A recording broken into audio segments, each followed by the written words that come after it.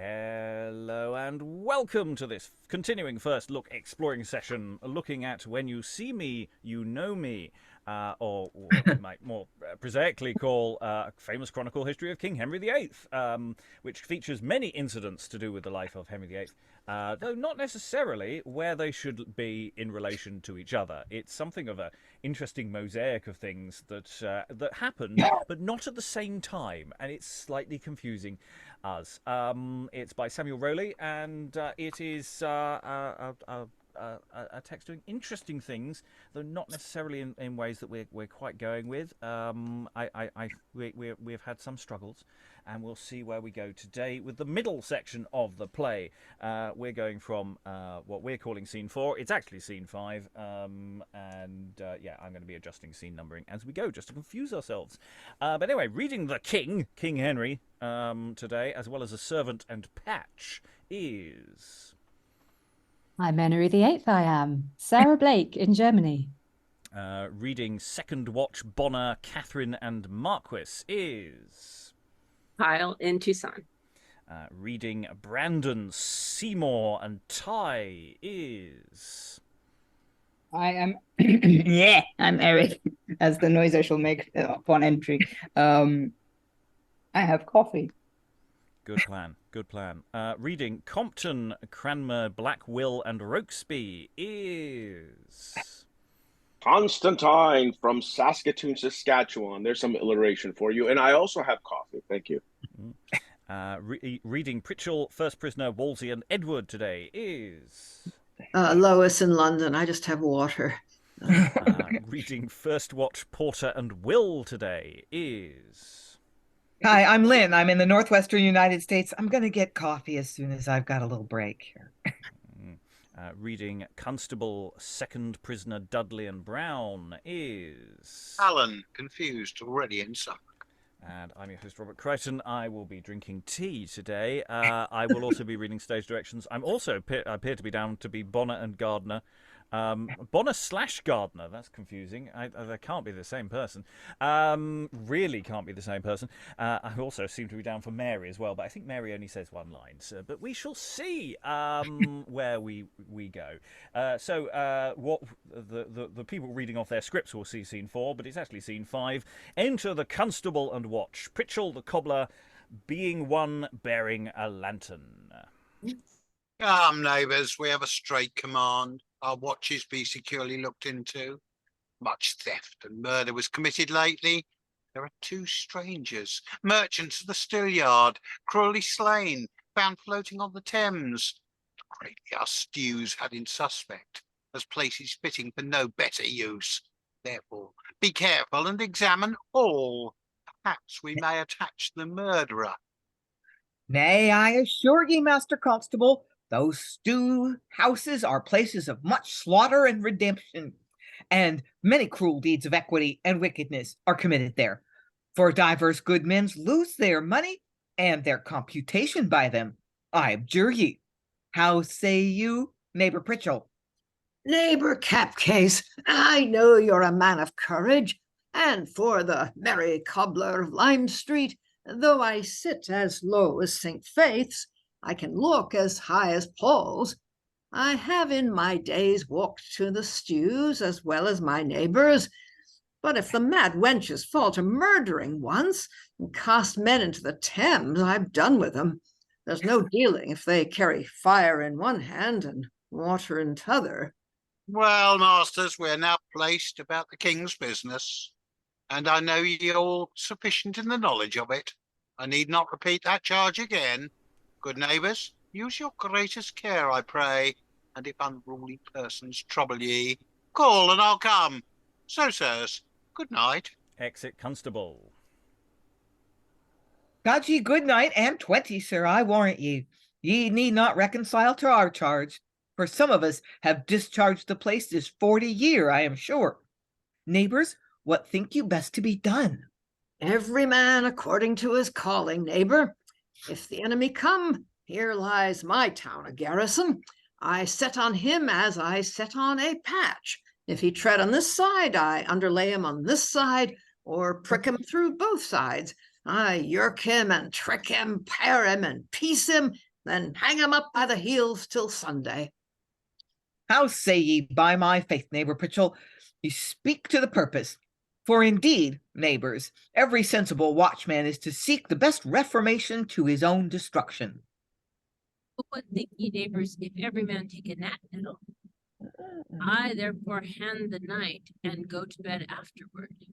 That were not amiss neither, but an you'll take but every man his pot first, you'll sleep like the man of the moon, i' faith. Ye think, neighbor, there is a man? I assure ye, in a clear day, I have seen it at midnight. What occupation is he, Drow? Some thinks he's a shepherd, because on's dog. Some says he's a baker going to heat his oven with a heaven at the bavenet's back. But the plain truth is, I think he was a cobbler. For you know what the song says? I see a man in the moon, fie, man, fie. I see a man in the moon, clouting St. Peter's shoon. And so, by this reason, he should be a cobbler. By my seekins, he saith true. Alas, alas, goodman Dormouse hath given up the ghost already. Us an honest, quiet soul, I warrant ye. It behooves us all to be so. How do you, neighbor Dormouse? Oh, Godspeed ye, nay, and go a God's name. I have nothing to say to ye. Law ye, his mind's on his business, though he be near so sleepy. Come, let's all join with him and steal a nap. Every man musters to his several stall. Agreed. Good night, good neighbors. Now, let's take no leave. I'll but wink a while and see you again. We're just going to pause the scene as everyone now has a nap. I wasn't expecting Dormouse. And yes, we're in positive Alice in Wonderland territory, aren't we? I mean, it literally is. And it's not the first time we've found Alice in Wonderland jokes in the early modern period. So, you know, we've had the porpoise joke. I'm you know, the reading list of Dodson is improving here. So yes, there's been a murder. Someone's been I'm hoping we solve the murder. I do like a bit of early modern CSI. I suspect not. I suspect we're just having fun with the kind of people who do it. It's a sort of Dad's Army logic, this one, isn't it? It's this sort of these bumbling figures who are not necessarily brilliant at their job and are all having a bit of a nap just before the king comes on, which we knew was coming from the previous scene. So it's set up. Any thoughts briefly, because we are paused mid-scene prior to the entrance of the king. Anyone want to throw anything in? I just wanted to note Dormouse, really. Eric.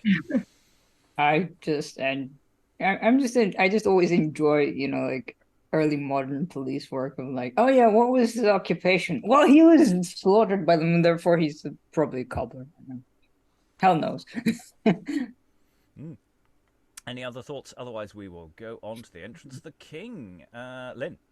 Yeah, I'm kind of struggling with malapropism, which I always do, because I'm not sure what some of the substitutions are. So, yeah, I know evidently that the people in this period thought that was hilarious, or the writers just kept trying to make it hilarious. I don't know. It is difficult if you're playing around with common usage, and the common usage is no longer common usage. The playing around with common usage it sort of dies a death a little bit. Lois.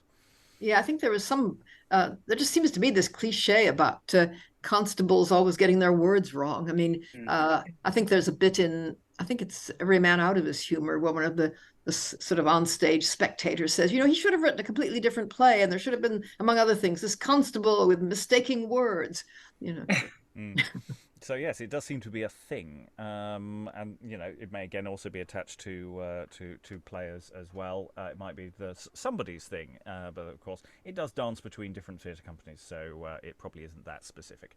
Anyway, let's take in the arrival of the king. Enter King and Compton. Compton always enters somewhere. It's just what Compton does. Enter King and Compton with bills on his back. Sir William, We may now stand upon our guard, you see. The watch has given us leave to arm ourselves. They fear no danger, for they sleep secure. Go, carry those bills we took to Baynard's castle, and bid Charles Brandon to disguise himself and meet me presently at Gracechurch Corner. We will attempt to pass through all the watches, and so I take us will be an easy task. Therefore make haste. I will, my liege. The watchword, if I chance to send to ye, is the Great Stag of Baden. So my name shall be. Enough. We'll think on it. Exit Compton. So, now we'll forward. Soft, yonder's light, aye, and a watch, and all asleep by Our Lady. These are good peaceable subjects. Here's none beckons to any, all may pass in peace. Ho, Sarah! Stand. Who goes there? A good fellow. Stands a heinous word in the king's highway. You have been at Noddy, I see. Aye, and the first card comes to my hands, a knave. I am a coat card indeed. Then must thou be a knave, for thou art neither king nor queen, I'm sure. But whither goest thou? About a little business that I have in hand. Then good night. Prithee, trouble me no longer. Why, this is easy enough. Here's a passage at pleasure. What wretch so wicked would not give fair words after the foulest fact of villainy that may escape unseen so easily? Or what should let him that is so resolved to murder, rapine, theft, or sacrilege? I see the city are the sleepy heads. To do it, and pass thus unexamined? Fond, heedless men! What boots it for a king to toil himself in his high state affairs, to summon parliaments, and call together the wisest heads of all his provinces, making statutes for his subjects' peace, that thus neglecting them, their woes increase? Well, we'll further on. Soft, here comes one. I'll stay and see how he escapes the watch. Enter Black Will. So, how I'm got within the city, I am as safe as in a sanctuary. It is a hard world when Black Will, for a venture of £5, must commit such petty robberies at my land. But the plain truth is, the stews from whence I had my quarterage is now grown too hot for me. There's some suspicion of murder lately done upon 2 merchants of the Stalliard, which indeed as far as some 5 or 6 stabs comes to, I confess I had a hand in. But mum budget, all the dogs in the town must not bark at it. I must withdraw a while, till the heat be over, remove my lodging, and live upon dark nights and misty mornings. Now let me see. The strongest watch in London intercept my passage. Such a fellow would I fain meet withal. Well overtaken, sir. Sblood, come before me, sir. What a devil art thou? A man, at least. And art thou valiant? I carry a sword and a buckler, you see. Sword and a buckler, and no, not me, not Black Will? No, trust me. Then thou art neither traveller nor purse taker. For I tell thee, Black Will is known and feared through the 17 provinces. There's not a sword and buckler man in England or Europe, but has had a taste of my manhood. I am toll-free in all cities, and the suburbs about them. This is my sconce, my castle, my citadel, and but King Harry, God bless his majesty, I fear not the proudest. Oh yes, some of his guard. His guard eats beef and be thankful. Give me a man will cover himself with his buckler, and not booze, and the devil come. Methinks thou wert better live at court, as I do. King Harry loves a man, I can tell ye. Would thou and all the men he keeps were hanged, and ye love not him then, but I will not change my revenues for all his guards' wages. Hast thou such store of living? Well, good fellow, I speak freely, and wilt not tell the king on it? Keep thine own counsel, and fear not. For of my faith the king shall know no more for me than thou tell'st him. Tell him anything, let him hang me. But for thyself, I think if a fat purse come the way, thou wouldst not refuse it. Therefore, leave the court in shock with me. I tell thee, I am chief commander of all the stews. There's not a whole shift's a smock, but my privilege nor open her shop before I have my weekly tribute. And to assure thee my valor carries credit with it. Walk with me through the streets of London, and let me see the proudest watch disturb us. I shall be glad of your conduct, sir. Follow me then, and I tell thee more. Stand, who goes there? A good fellow, come close, regard them not. How shall we know thee to be a good fellow? Name's Black Will. Oh, God give you good night, good Master Black William. God boy, sir. God boy, I'm glad we are so well rid on him. Sir, you see here's egress enough. Now follow me, and you shall see we'll have regress back again. Who comes there? Come afore the constable. What, have ye forgot me so soon? 'Tis I. Oh, 'tis Master Black William. God bless ye, sir. God bless ye. Now. Faith, excellent. But prithee tell me, dost thou face the world with thy manhood, that thus they fear thee, or art thou truly valiant? Spot, dost thou doubt of my manhood? Then defend yourself. I'll give you a trial presently. Betake ye to your tools, sir. I'll teach ye to stand upon interrogatories. I am for ye. There's ne'er a man the king keeps shall refuse ye. But tell me, wilt thou keep the king's act for fighting? As ye please, sir. Yet because thou art this man, I'll observe it, and neither thrust nor strike beneath the knee. I am pleased. Have at you, sir. And they fight. Oh, neighbors! Oh, take ye to your brown bills. Call up the constable. Here's a piece of chance metal ready to be committed. Set on, good Master Prichall. I'll firk 'em on both sides. Lie close, neighbor Dormouse. Keep the king's peace. Keep the king's peace, I charge ye. Help, Master Constable. Enter Keep the the constable. Keep the peace or strike 'em down. Sounds, I'm hurt. Hold, I say. Let them not pass, neighbors. Here's bloodshed drawn upon one of the king's officers. Take away their weapons, and since you are so hot, I'll set you where you shall be cool enough. Sounds, the moons are waning harlot.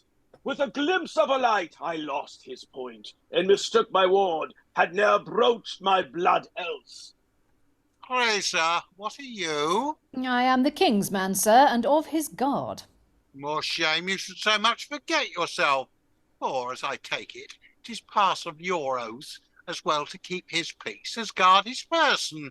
And if a constable be not present by, you may as well as he his place supply. And seeing you so neglect your oath and duty, go bear them to the counter presently. There shall ye answer for these misdemeanours. Has broke my head, sir, and furthermore it bleeds. Away with them both. They shall pay thee well ere they come forth, I warrant thee. Teach us all.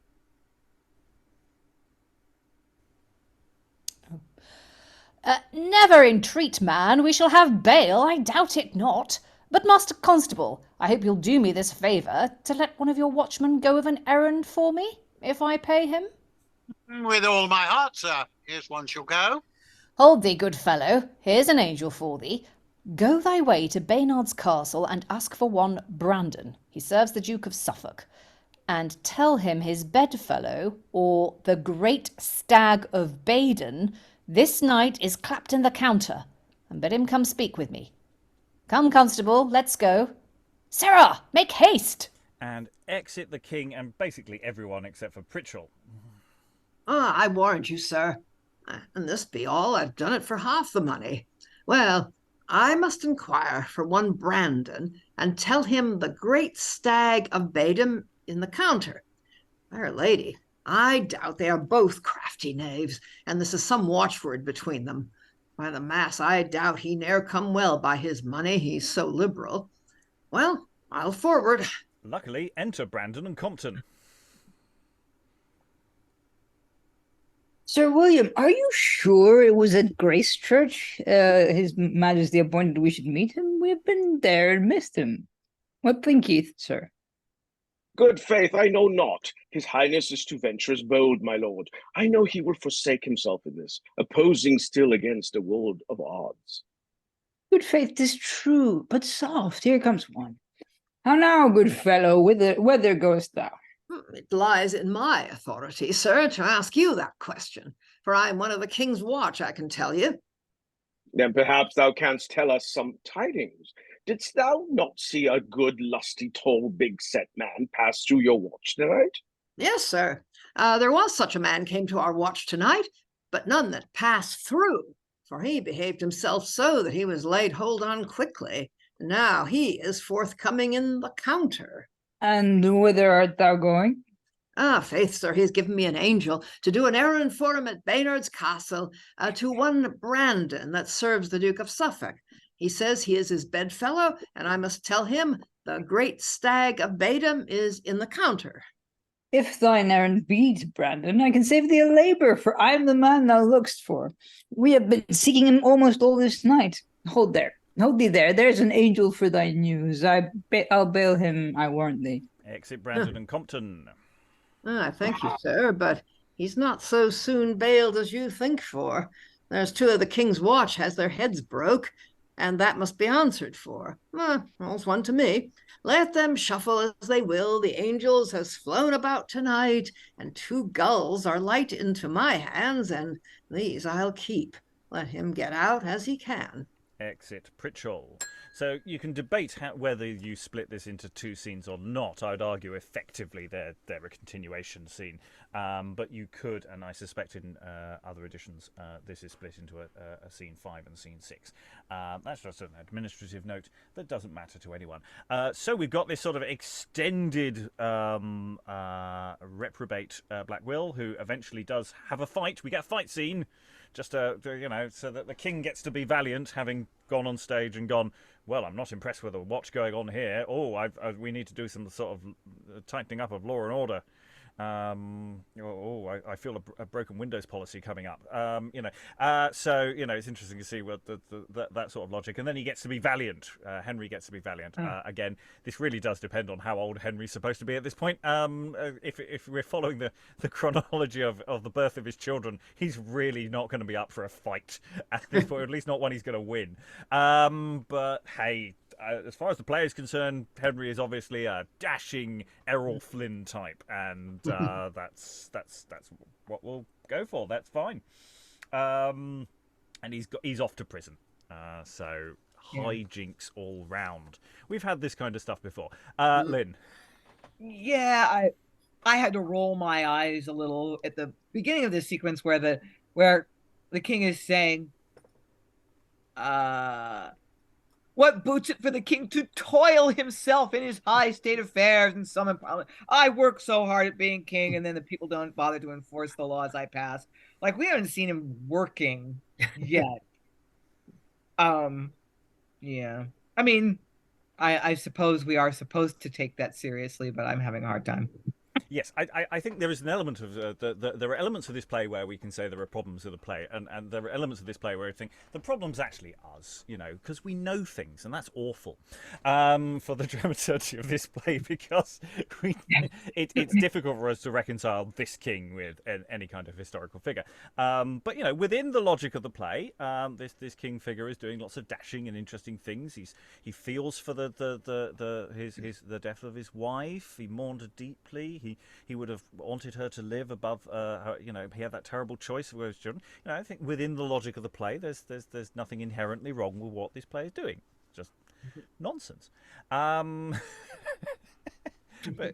if we treat this like Robin Hood, where we're not that fussed about whether it's true, because it isn't, then it's kind of fine. I mean, we don't roll our eyes at a King John very often, do we? Or any of those, I'm sure there are other. Because John is less famous,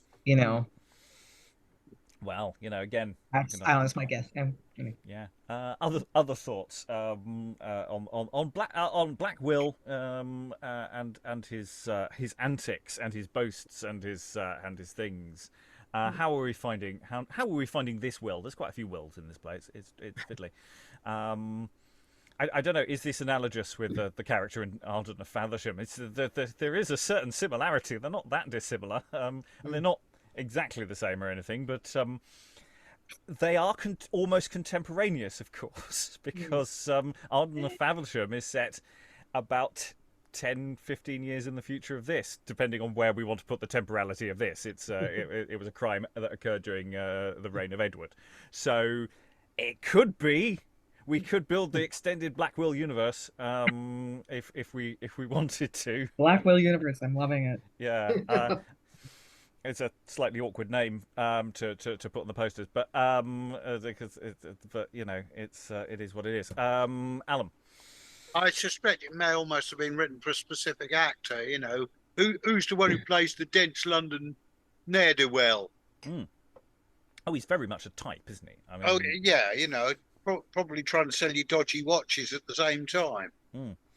Yeah, because yes, he's sort of turning up and just going, this is my manor. I am safe here. I can get past the watch. The watch are no problem. I know the watch. They are useless, and he demonstrates this to the king.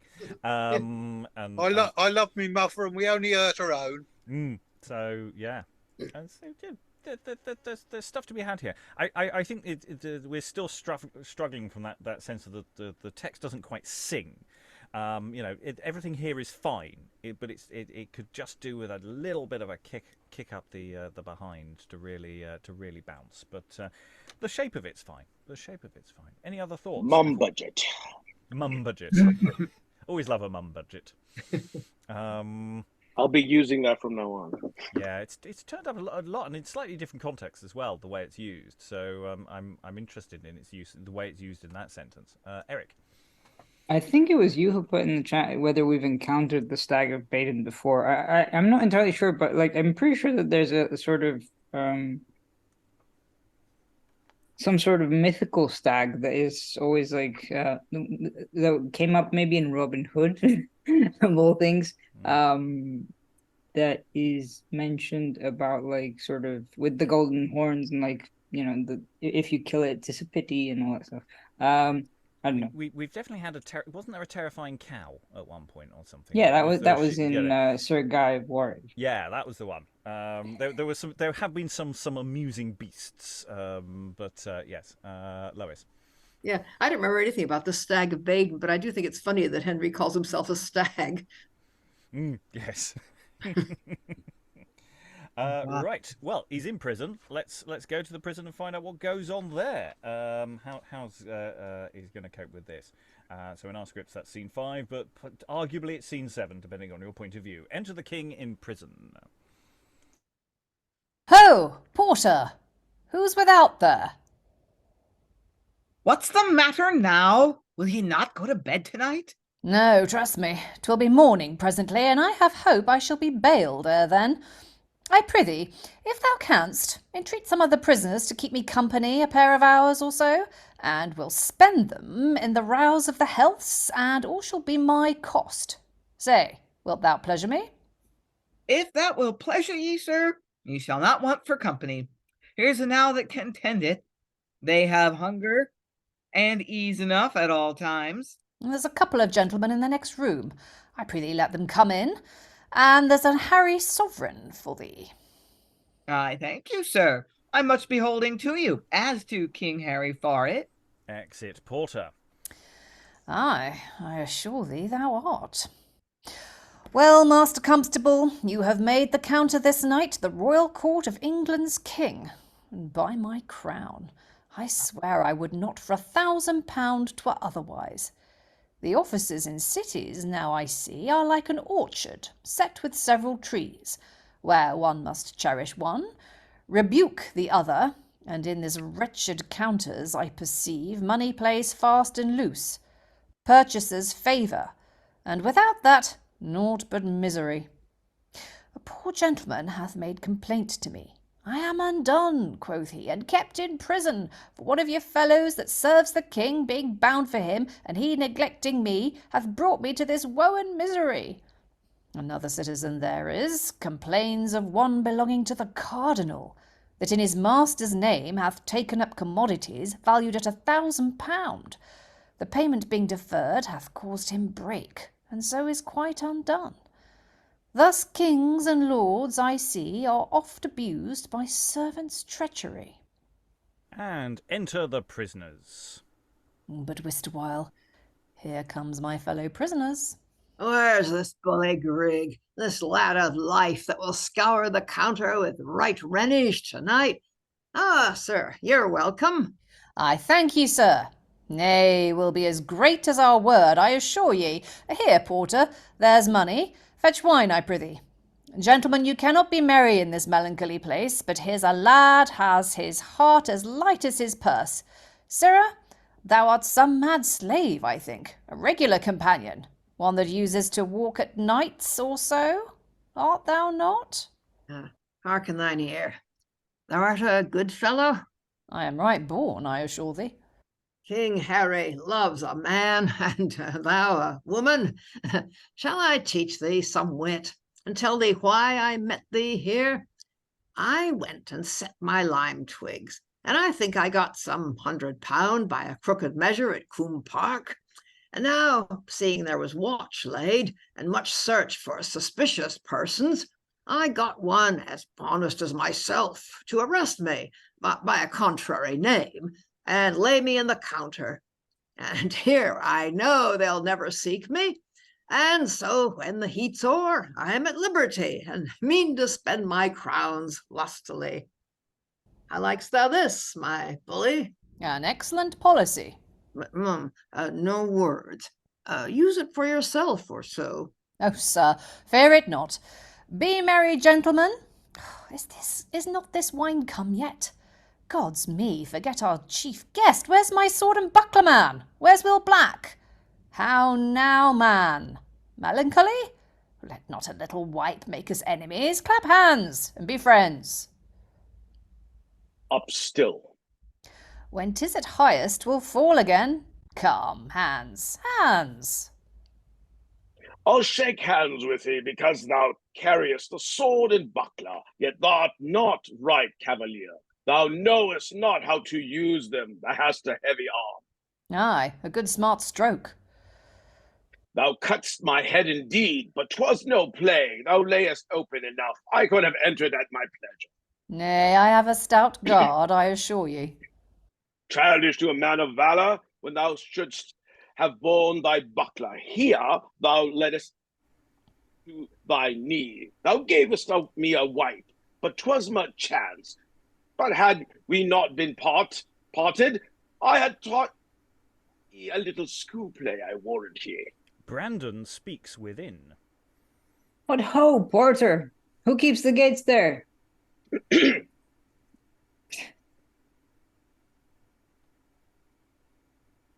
Sorry. Who knocks so fast? Enter Brandon Stand by, and Sarah. Compton hastily. Yes, I was. Stand by, Sarah. Keep back, I say. Whither will you press amongst the prisoners? Sir, to the court, and we must in. Why, sir, the court's not kept in the counter today. Yes, when the king is there, all happiness betide our sovereign. Sounds King Henry. Oh, Lord, I beseech thee, no. We all entreat your grace to pardon us. Stand up, good men. Oh, beshrew ye, Brandon, for discovering us. We shall not spend our time so well this month, but there's no remedy now. The worst is this. The court good fellows must be removed the sooner. Ye are all courtiers yet. Nay, nay, come forward. Even now you know we were more familiar. You see policies hold, not always current. I am found out, and so I think will you be. Go, porter, let him be removed to Newgate. This place, I see, is too secure for him. We'll send you further word for his bestowing. I beseech your grace. There's no grace in thee, nor none for thee. Go, away with him. Exit porter and first prisoner.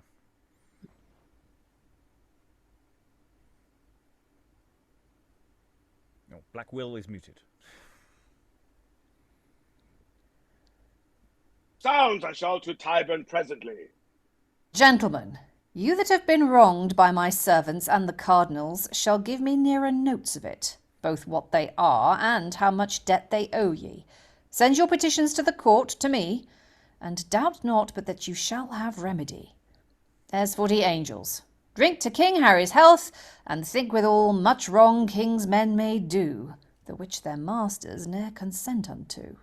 Oh, bless your majesty with happy lie, that thus respect your woeful subjects' grief.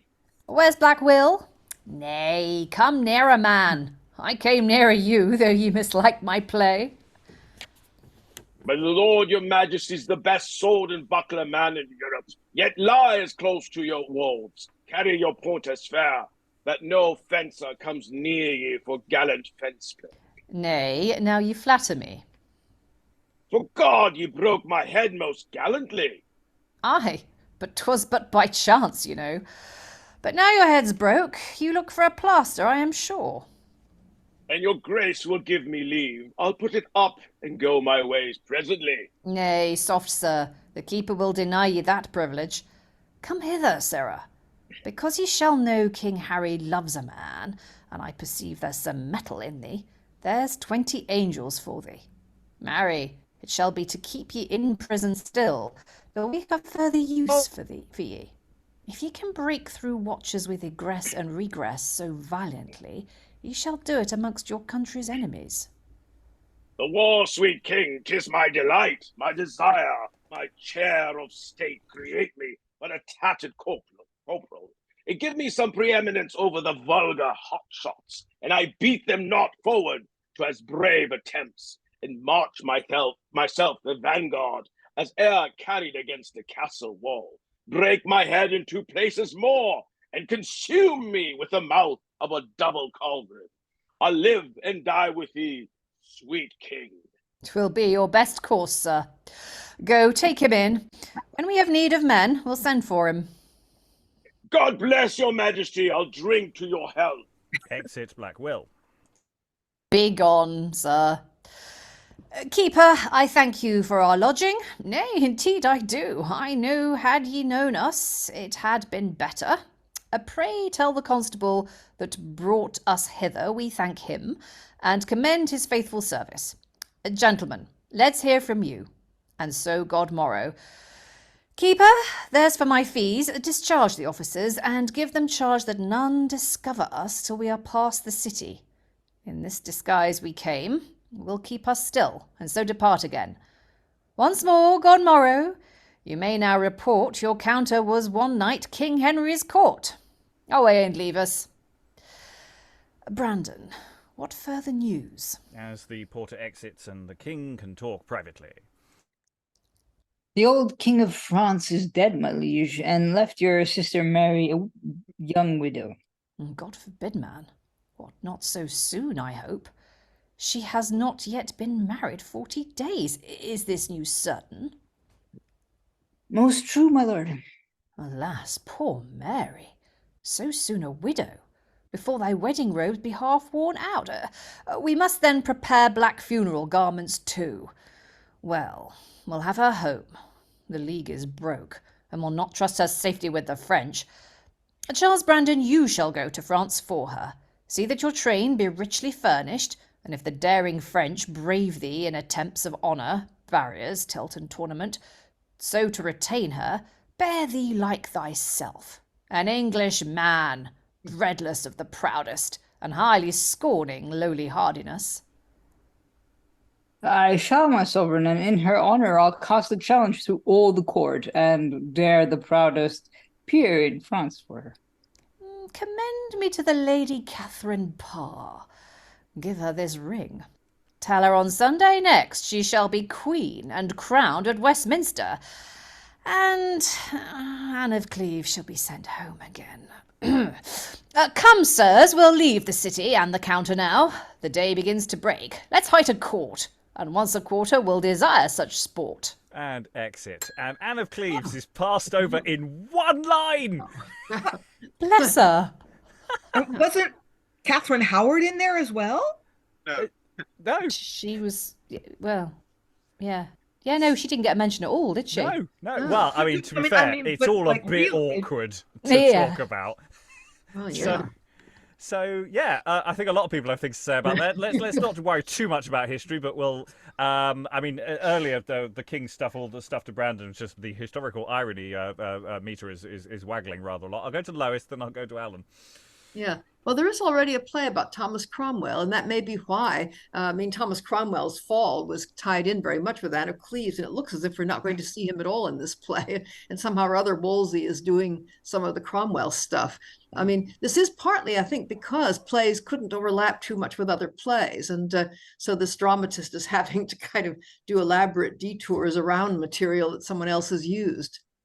Yes, we have encountered this with the dramaturgy of a few other plays where it looks like they're overtly doing scenes that are not the scenes that another rival company might be doing because they don't necessarily want to tread on toes or whatever. So there's hop, skip, and a jump over the Queens there. Really is. Alan, then Kyle. I think my head's exploded with trying to reconcile the dates. No, don't. Again, this is a madness. Don't even try. Kyle. I was thinking it was kind of flattering the king, but now I'm wondering, is it criticizing him? I mean, Henry in his behavior here with the women. I don't think so. I think it's just going hand waving history. It's just going, because obviously that's because it's contracting so many things. And again, it's dealing with a whole series of things. It's talking about sending Brandon off to pick up Mary, and this. And says, be honourable and do all the manly stuff. I'm sure that'll be fine. That won't have unintended consequences at all. Which is an element of history, actually, I think a lot of people won't necessarily know is coming for a modern audience, actually. It's the bit of the play that people might not know quite where that's going to go. But yeah, just wow. in about 3 lines, he's skipped... He skipped in Queens. Gordon Bennett. Anyway, Eric. Well, I'm just wondering also if it's kind of that thing of we've got actors who can do these parts and we don't have enough sort of oh yes, I do a great Cardinal Wolsey, wouldn't you know, or something, or it's either that or like they didn't. Maybe they actually wrote the Thomas Cromwell scenes and the Anne of Cleves scenes, but like they had to cut them out for time.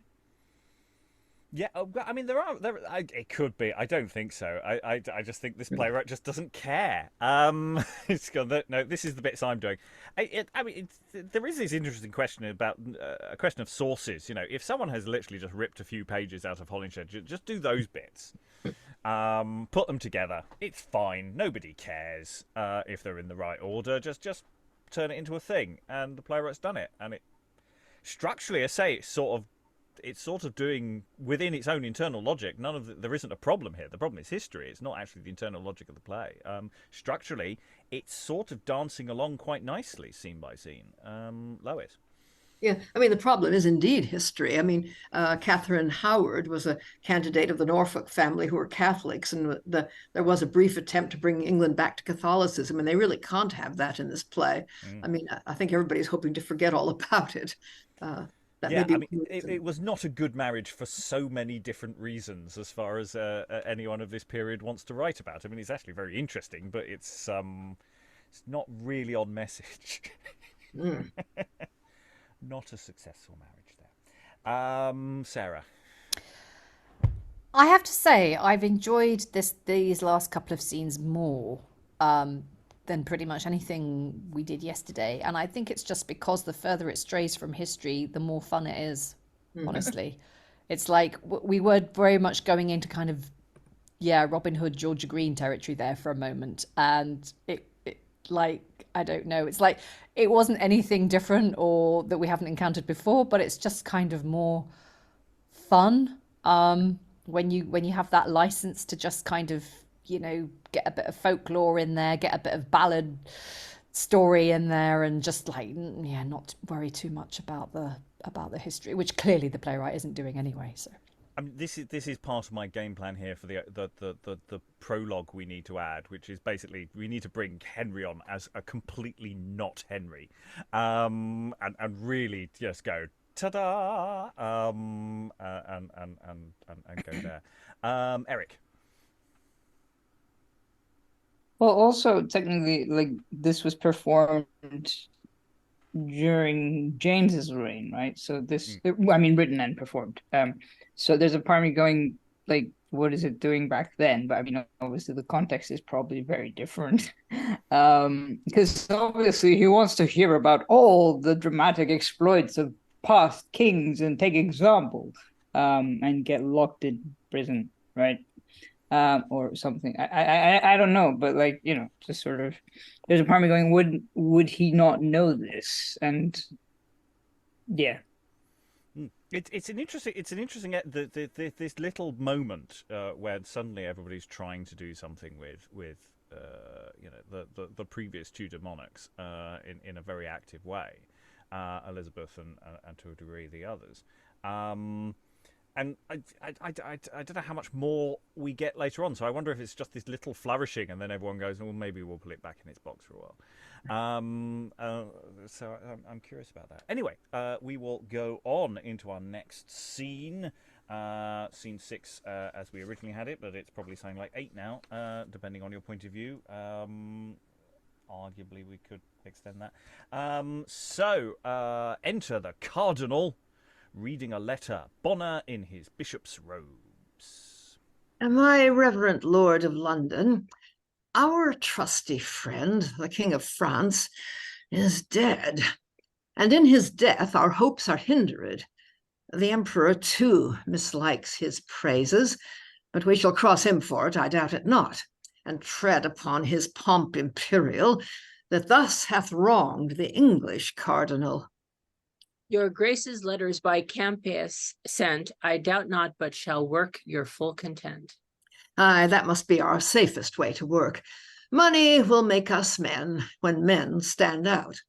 A bastard Frederick, to attain the place, hath made an offer to the cardinals of 70,000 £, which we will pay 3 times thrice double, ere we lose the day. Enter Will Summers and Patch. Come, cousin William, I'll bring you to my Lord Cardinal presently. I thank you, cousin. And when you come to court, I'll bring you to the king again. You know, cousin, he gave you an angel. Aye, but he gave me such a blow of the ear for it, as I care not for coming in his sight again while I live. How now, Patch? Who have you got there? What, Will Summers? Welcome, good William. I thank your grace. I heard say your lordship had made 2 new lords here, and so the 2 old fools are come to wait on them. We thank you, William. Your lordship will be well guarded. We follow ye, the king's fool and the cardinal's, and we are no small fools, I assure you. No, indeed, my cousin Patch here is something too square to be set on your shoe. Marry, and you'll wear him on your shoulder. The fool shall ride ye. A shrewd fool, Bonner. Come hither, William. I have a quarrel to you since our last rhyming. About your fair layman at Charlton, my lord, I remember. You speak plain, William. You never knew a fool a flatterer, I warrant ye. Well, Will, I'll try your rhyming wits once more. What say you to this? The bells hang high and loud they cry. What do they speak? If you should die, there's none would cry, though your neck should break. You are something bitter, William, but come on. Once more, I am for ye. A rod in school, a whip for a fool, is always in season. A halter and a rope for him that would be pope, against all right and reason. He's too hard for me still. I'll give him over. Come, tell me, Will, what's the news at court? Marry, my lord, they say the king must be married this morning. Married, Will? To whom, I prithee? Why, to my lady Katherine Parr. I was once by when he was wooing her, and then I doubted they would go together shortly. Holy St. Peter shield his majesty. She is the hope of Luther's heresy. If she be queen, the Protestants will swell. And Cranmer, tutor to the Prince of Wales, will boldly speak against Rome's religion. But bishops will to court immediately and plot the downfall of these Lutherans. You too are tutors to the Princess Mary. Still ply her to the Pope's obedience and make her hate the name of Protestant. I do suspect that Latimer and Ridley, chief teachers of the fair Elizabeth, are not sound Catholics nor friends to Rome. If it be so, we'll soon remove them all. 'Tis better they should die than thousands fall. Come, follow us. And everyone exits apart from the two fools, Will and Patch. Your lord's mad till he be at the wedding. 'Twas marvel that the king stole it so secretly and ne'er told him on it. That's all one. If he be married, let's play with his queen tonight, and then tomorrow he'll call for me. There's no fool to the willful still. What shall we do, cousin? I'll go get the key of the wine cellar, and thou and I'll keep a passage there tonight. We have but little wit between us already, cousin, and so we shall have none at all. When our wits be gone, we'll sleep in the cellar, and lie without our wits for one night. Content. And then in the morning we'll but wet them with another cup more, and they'll shave like a razor all day after. Come close, good coz. Let nobody go with us, lest they be drunk before us. For fools are innocents, and must be accessory to no man's overthrow. And they exit. An interesting little scene in terms of what they're talking about here in terms of religion. I mean, going back a few years, well, for us anyway, and looking at the play Thomas Lord Cromwell, where when we were doing it, and it's just, I think Helen just exclaimed and going, hang on, was that the Reformation? You know, it sort of happened in passing. Whereas here, there is much more explicit reference to shifting loyalties, positions, who's for what orthodoxy and who's not, and so it's interesting that we have that in this play and doing this business, but a few years later, because some of this is just sort of gap building, just reminding us what Wolsey is about, filling in some gaps between the king exiting and the king coming on again for the next bit.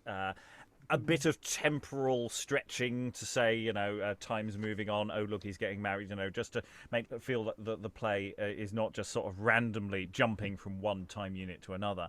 But it also, just gives us, Wolsey just gives this little account, as well as sort of a bit of verbal fencing with the fools. So it's doing a lot of interesting little things, even though it's only really here just to sort of reiterate a few points and move out again. It's doing a lot of interesting work.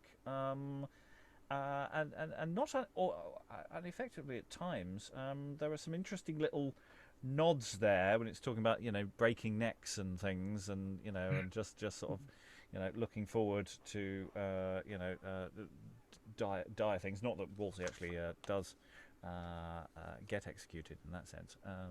He just he dies before anything bad can happen to him.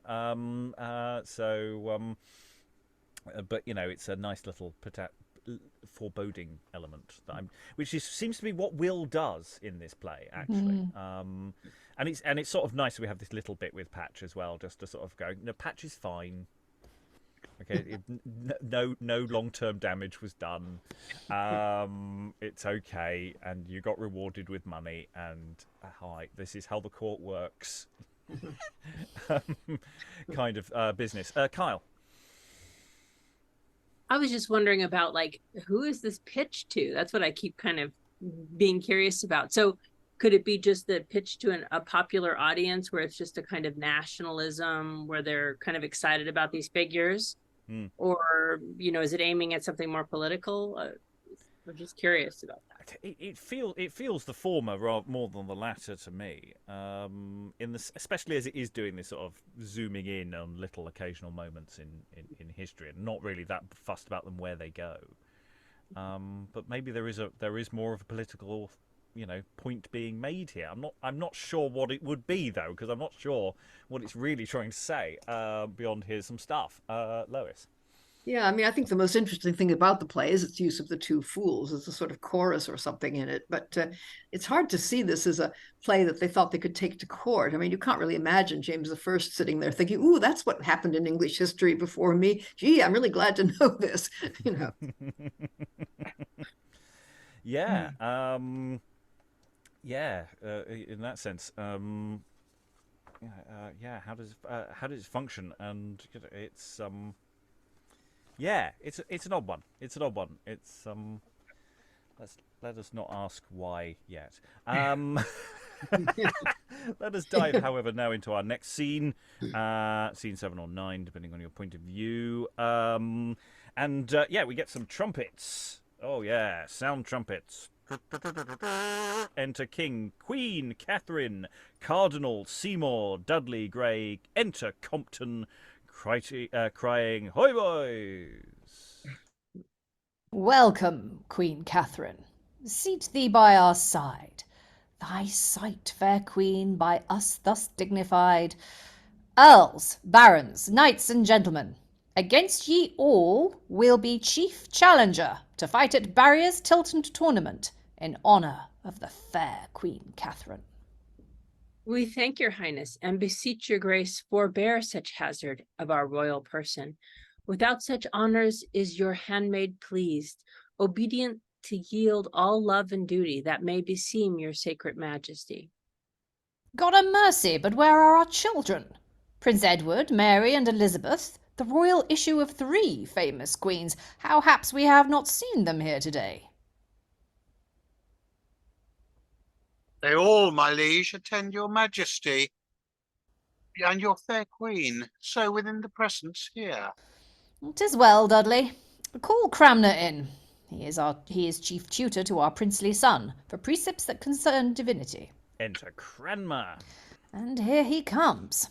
Cranmer, you must ply the prince. Let his waste hours be spent in getting learning, and let those linguists for choice languages be careful for him in their best endeavours. Bid Dr. Tye ply him to music hard. He's apt to learn, therefore be diligent. He may requite your love when we are gone. Our care and duty shall be had, my lord. We thank ye. I tell thee, Cranmer, he is all our hopes, that what our age shall leave unfinished in his fair reign shall be accomplished. Go and attend him.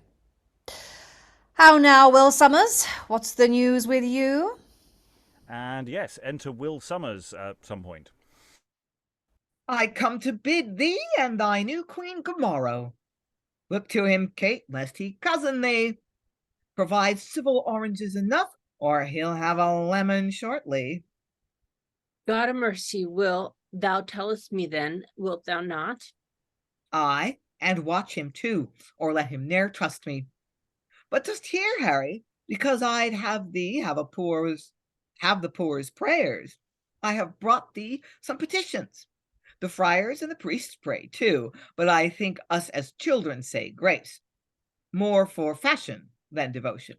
Therefore the poor's prayers ought to be the soonest heard, because they beg for God's sake. Therefore, I prithee, dispatch them. Read them, Seymour. The humble petition of the Lady Seaton for her distressed son, that in his own defence unhappily hath slain a man. The Lady Seaton?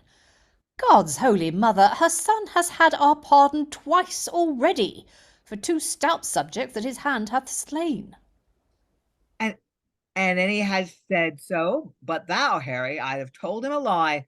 He never killed but one, thou killedst the other.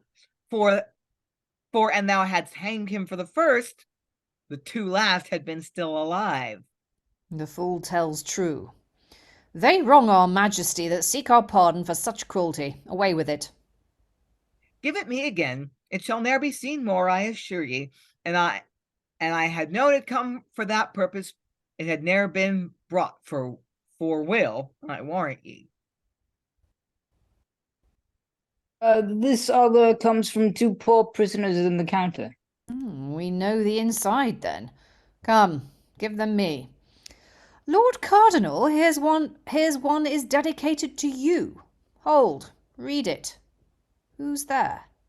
Compton, inquire for Rokesby, a groom of the wardrobe, and bring him hither. I will. Cardinal, what find ye written there? Mine own discredit, and the undoing of an honest citizen by a false servant. 'Tis not your fool, my lord, I warrant ye. No, Will? I thought so. I knew 'twas one of your knaves, for your fools are harmless. Well said, Will. Thou lovest thy master's credit, I know. Aye, Kate, as well as any courtier he keeps. I had rather he should have the poor's prayers than the Pope's. Faith, I am of thy mind, Will. I think so too. Take heed what ye say, Kate. What, a Lutheran? 'Tis heresy, fair queen, to think such thoughts. And much uncharity to wrong the poor. Well, and when the Pope is at best, he is but St. Peter's deputy, but the poor present Christ, and therefore should be something better regarded. Go to, fool. Sarah, you'll be whipped for this. Would the king would whip thee and all the Pope's whelps out of England once, for between ye have racked and pulled it so that we shall be all poor shortly. You've had 460 pounds within these 3 years for smoke pence. You have smoked it in faith. Dost hear, Harry? Next time they gather them, let them take the chimneys and leave the coin behind them. We have clay enough to make brick, though we want silver to make money. Well, William, your tongue is privileged. But, my good liege, I fear there's shrewder heads, although kept close, has set this fool a work, thus to extirp against his holiness. Do not you think so, my lord, nor stomach nor body about it. You know what the old proverb says, therefore, be patient, great quarrelers credit small wins. When fools set stools and wise men break their shins. Therefore think not on it, for I'll sit down by thee, Kate, and say nothing, for here comes one to be examined. Enter Compton and Rokesby. Ah, sir, you're welcome. Is your name Rokesby? Servant is so called, my lord. Our servant we give ye by the cloth you wear, but for your poverty 'tis doubtful your credit is so good. Let's see, what's the man's name? Hopkins. Do you know the man? No, my lord. Had you never no dealings with such a man? No, if it like your majesty. No, if it like our majesty, saucy varlet. It likes not our majesty. Thou shouldst say no. It likes us not, thou liest. For that we know you know him not, but he too well knows you, and lies imprisoned, slave, for what's thy due? Sir, some envious man hath misinformed. Darest thou deny it still, outfacing knave? Mother of God, I'll hang thee presently. Sirrah, ye lie. And though ye wear the king's cloth, yet we dare tell ye so before the king, slave, thou dost know him. He here complains he is undone by thee, and the king's man hath caused his misery, yet you'll outface it still? Deny, forswear, and lie, sir, huh? Not a word more, if thou lovest life, unless thou confess all and speak fair. I do beseech your grace. Out, perjured knave. What dost thou serve the king, and what? Dost thou serve the king, and darest thou thus abuse our majesty, and wrong my subjects by thy treachery? Think'st thou, false thief, thou shalt be privileged because thou'rt my man, to hurt my people? Villain! Those that guard me shall regard mine honour. Put off that coat of proof, that strong security, under which ye march like a halberdier, passing through purgatory, and none dare strike. A sergeant's mace must not presume to touch your sacred shoulders with the king's own writ.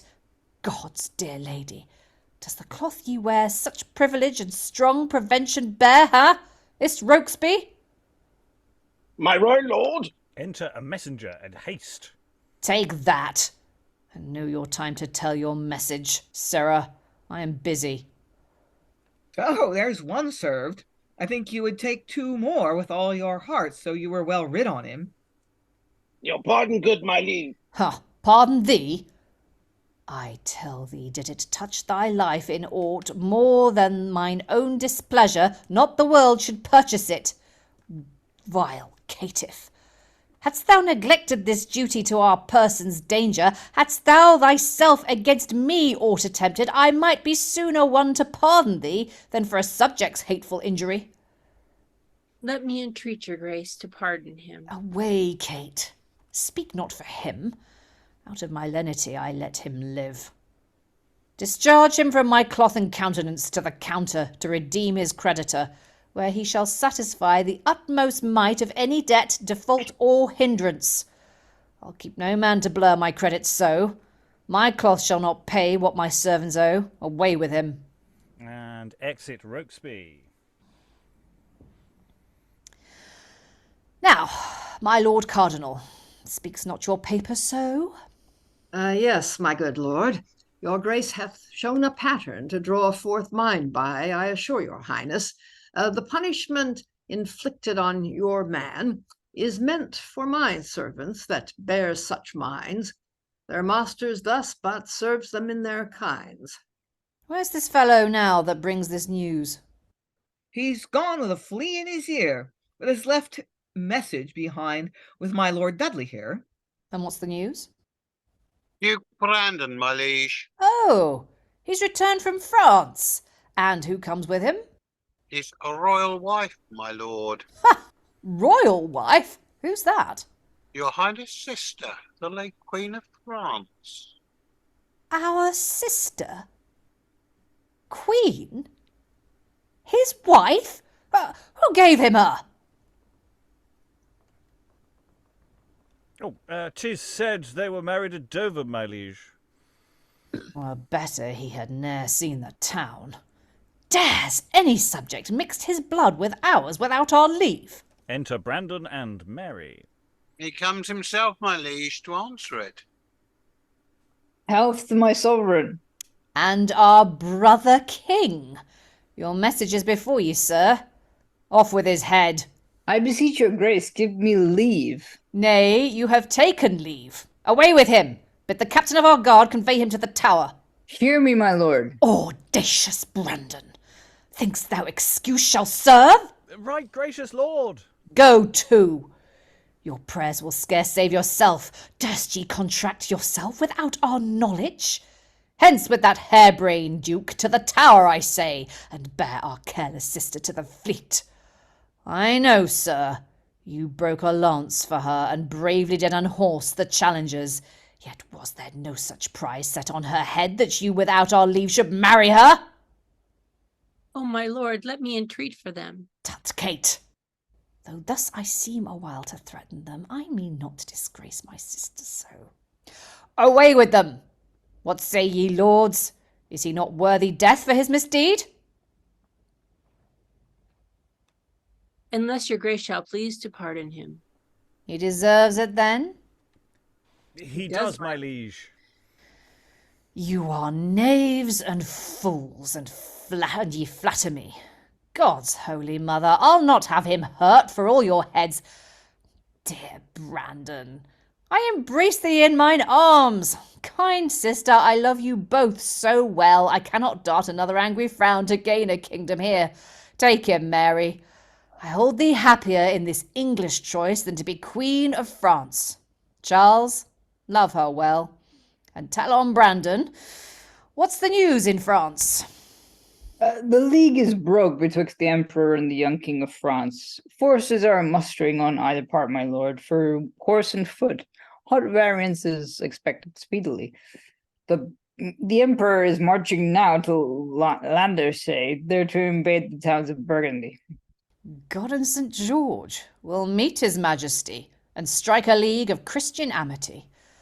Lord Cardinal, you shall go to France with speed, and in our name salute the emperor. We'll give direction for your embassage. The next fair wind shall make us France to greet, where Charles the emperor and king shall meet. And they exit. Off with his head. Yes! There's even more Lewis Carroll in this. I mean, it's not an original line, but yeah, we've got a lot going on here. We've got these callbacks to the people he met in prison, which it's a little difficult to follow here. All the stuff with Rokesby, that's following on from the stuff in prison. In fact, we never really said there was a really nice bit in prison. I really loved the prisoner earlier who just said, "Oh, I'm in prison, yeah, because I'm just lying low, and I thought the prison was the best place for no one to know me." We didn't say earlier how good that bit was. Actually, that was a really nice bit. But anyway, this scene is bouncing off that earlier bit of business, and it's important to just make sure that stuff is all tied together. But we've got there's this sort of unnoted stage directions. The king's taking out messengers. As he seems handy with his fists, isn't he? If someone sneaks up on the king, it's wha-pa! I mean, I'm going with he's a trained martial arts expert, and you just don't sneak up on the king, otherwise he's just going to and he's automatic. He doesn't even know he's doing it. So yeah, it's interesting stuff. Lois, then Eric. It's really weird too, because it doesn't appear to follow. I mean, we don't find out what he was meant to be saying. I mean, unless he's the one that's supposed to be telling the king that Brandon is coming with his new wife. He is.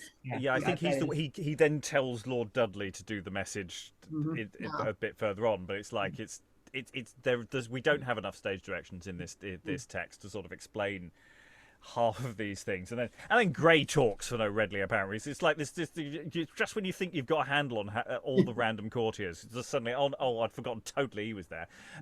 Eric, then Sarah, and then back to Lois. Yeah, what I've been enjoying is that you've got sort of this thing of the king and his court do their thing, and then like Brandon seems to be coming in as sort of the newscaster, and now the news by Brandon or Charles Brandon, and it's like we plot. Oh, and now the news over in France, and then we come back to what on earth is good. I don't know. It's just kind of funny in a way. Yeah, it again, it's that slight problem that every so often someone just looks down at their little Ladybird book of history. And, I mean, because we've just had this moment of high drama. He's married the king's sister without any kind of by or leave here, and that's really not a good move. And he's off with his head, and then he says, "Oh well, we're friends again. So what did you do over in France? Do you have any slides? You didn't send me any postcards." And it's tonally really weird. Sarah, souvenirs, please. Yeah, that's what I wanted to say basically about the tone. Although I've got this image in my head as like Harry the Ninja. Like I love that so funny. You have to do something with that. But yeah, like this is one of those. This was one of those scenes where every so often I get caught out by not reading ahead. It's like most of the time I barrel along quite happily, but this scene I'm like, oh, I should have read ahead for this so I knew what I was doing, because he was all over the place. And what I think is really interesting is that you could.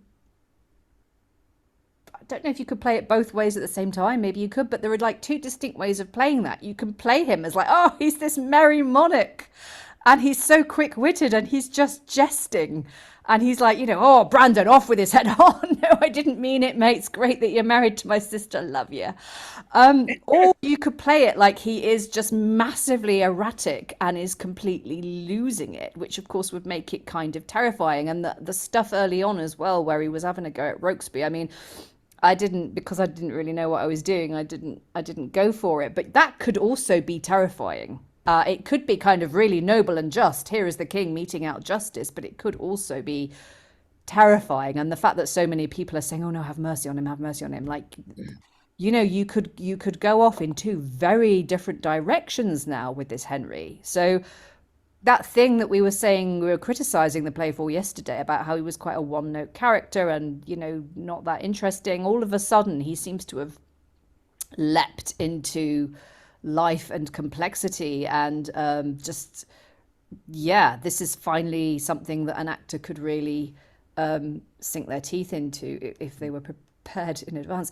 And The other thing I just wanted to say, because we've been making a joke about all the historic kind of anomalies. Like, I think we've just had a reference at the end there in the last line of that scene to the field of the cloth of gold, which I think is perhaps the earliest. Yeah, like a reference. Time is going forwards and backwards at the same time, so it's really interesting. And also what Will's doing again in this scene. I think Will is the hardest character to unpack, because if we were talking about is this what political stuff might be going on here. If there is political stuff here, I think it's all in Will. I think it's all in Will because of what that character is doing. But I don't know how to unpack any of it because it feels so fiddly. I can't hold on to us too long, but I'll go Lois and Eric, then Carl, and we'll move on. Yeah, I was really puzzled by that whole Rokesby bit and and also what happens to Wolsey, because after he said, I mean, I think I read this completely wrong because of the punctuation, but the punishment inflicted on your man is meant for mine. Servants that bear such minds, their masters thus but serves them in their kinds. And presumably that whole Rokesby bit, I mean, Wolsey started out by saying that it was all going to be a false accusation. Then the king seems to know all about Rokesby and Hopkins, which we don't know anything about, and seems to think that this accusation is justified. But as far as I can see, I mean, Wolsey doesn't say anything else after he said this. And then all these official and presumably influential courtiers pleading on behalf of Brandon. It's Bonner and anyway, it's not Wolsey. He seems suddenly to have lost all authority, as if he takes that particular episode to mean that he's had it. I don't know. Yes, it's really weird. The whole Rokesby thing is tangentially mentioned in prison. It is sort of part. I think it's just so obscuredly laid out, and there is a big narrative problem that we need to sort of tie up because it's so insubstantial in the text. Eric, then Carl. I was going to make the point that I think supposedly, at least historically speaking, King Henry had a reputation for like only taking news from his fool. Although I don't know if that's true or not. Like I don't know if that's an urban myth. Kyle. Yeah, it just struck me how much these are like little portraits almost, or I mean, also that seems to be like what it might be. Like I just think maybe there's a rowdy crowd and like nobody would notice that there's this lack of cohesion. I don't know. It is a problem of trying to combine various things into a narrative, and maybe there's just a bit too much stuff. But we shall see. Anyway, we're going to dive into scene. We've got it done in our script for scene 8, but it's scene 10ish, depending on your point of view. And we're going to see how far we get into it. It's a long scene. We may have to pull the ripcord midway through. We shall see. So scene 8, enter Cranmer, Dr. Tye, and young Browne meets them with the prince's cloak and hat. How now, young Browne? What have you there? The prince's cloak and hat, my lord. Where is his grace? At tennis with the Marquess Dorset. You and the Marquess draw the prince's mind to follow pleasure and neglect his book, for which the king blames us. But credit me, you shall be soundly paid immediately. I pray ye, good my lord, I'll go and call the prince away. Nay, now, yet ye shall not. Who's within there? Ho! My lord. Bear this youngster to the chapel, and bid the master of the children whip him well. The prince will not learn, sir, and you shall smart for it. Oh, God, my lord, I'll make him ply his book tomorrow. That shall not serve your turn. Away, I say. Exit Browne. So, sir, this policy was well devised, since he was whipped thus for the prince's faults. His grace hath got more knowledge in a month than he attained in a year before. For still the fearful boy, to save his breech, doth hourly haunt him, whitherso he goes. 'Tis true, my lords. And now the prince perceives it, as loath to see him punished for his faults, plays it of purpose to redeem the boy. But pray, my lord, let's stand aside a while and note the greeting twixt the prince and him. See where the boy comes and the king's fool with him. Let's not be seen, but list to the conference. And enter Will and Browne. Nay, boy, and you cry you'll spoil your eyesight. Come, come, truss up your hose. You must hold fast your wind both before and behind, and blow your nose. What for? Why, for the mote in thine eye, is there not one in it? Wherefore dost thou cry else? I pretty well go call the prince from the tennis court. Just cry for that. Nay, then I smell a rat. The prince hath played the truant today, and his tutors has drawn blood out of thy buttocks for it. Why, boy, 'tis honourable to be whipped for a prince. Well, Woody would either leave the tennis court by his book or give me leave to be no courtier. Aye, for I'll be sworn thy breech lies in a hazard about it. But look, little Ned, yonder he comes. Indeed. Enter the prince, young Edward, and the young Marquis with their rackets, dinners, Divers. diverse, yes, the diverse people attending. Yeah. Some rubbers for the prince. Here, my good lord. One, take our rackets and reach my cloak. By my faith, Marquis, you are too hard for me. Your grace will say so, though ye overmatch me.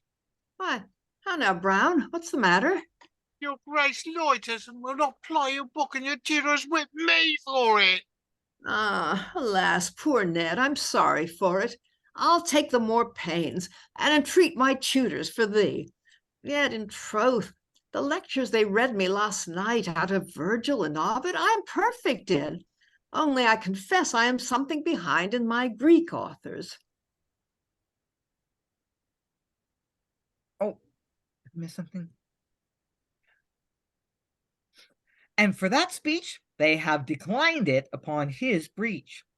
And for my logic, thou shalt witness thyself I am perfect. For now will I prove that though thou wert whipped for me, yet this whipping was good for thee. I'll hardly believe it, you, my lord, though himself should prove it. Well probe. Mark my problem. Bona virgo facet bonum puerum. Bonum est, tesse bonum puerum. Ergo bona virgo, res bona ext. And that's this, Ned. A good rod makes a good boy. 'Tis good that thou shouldst be a good boy.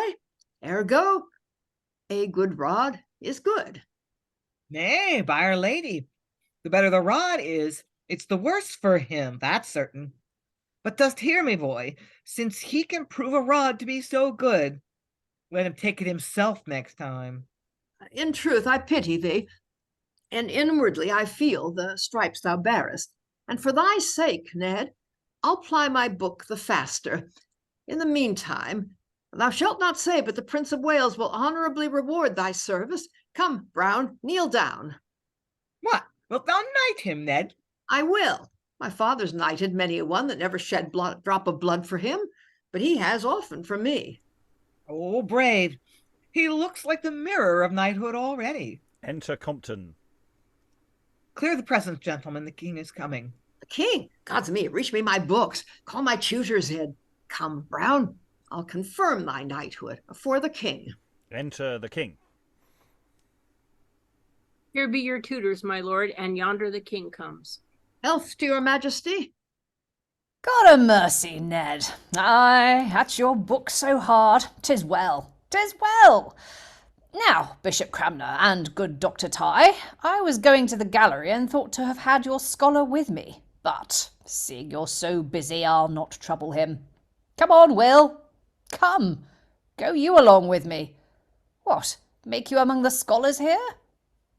I come to learn my qui, que, quad, to keep me from the rod. Mayor, here's one who was whipped in pudding time, for he has gotten a knighthood about it. Look, old Harry, does he not look more furious than he was wont? Who will? Young Browne?